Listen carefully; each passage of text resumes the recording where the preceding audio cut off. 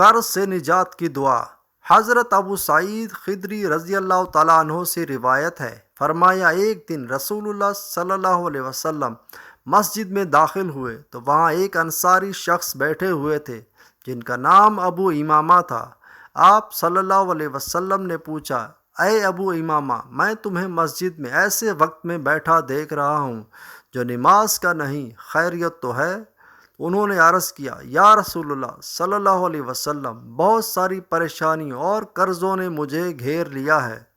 آپ صلی اللہ علیہ وسلم نے ارشاد فرمایا، کیا میں تمہیں وہ کلمات نہ سکھاؤں جنہیں تم پڑھو گے تو اللہ تعالیٰ تمہارے غم دور کر دے گا اور تمہارے قرض بھی ادا کر دے گا؟ انہوں نے خوشی سے عرض کیا، بالکل یا رسول اللہ۔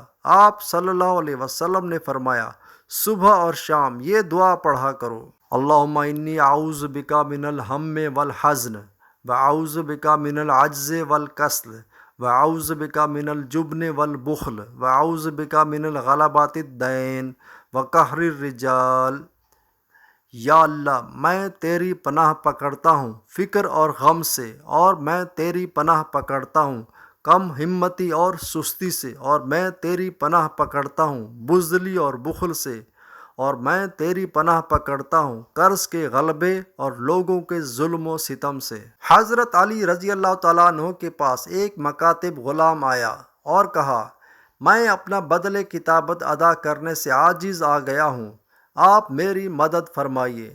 حضرت علی رضی اللہ تعالیٰ عنہ نے فرمایا، کیا میں تمہیں وہ کلمات نہ سکھلاؤں جو رسول اللہ صلی اللہ علیہ وسلم نے مجھے سکھلائے تھے؟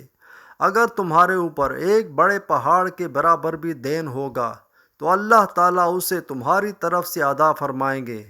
آپ نے فرمایا، یہ پڑھا کرو، اللہم اکفنی بحلالک عن حرامک واغننی بفضلک عمن سواک۔ یا اللہ، مجھے اپنا حلال رزق دے کر حرام روزی سے بچا لے، اور اپنے فضل و کرم سے مجھے اپنے ماں سوا سے بے نیاز کر دے۔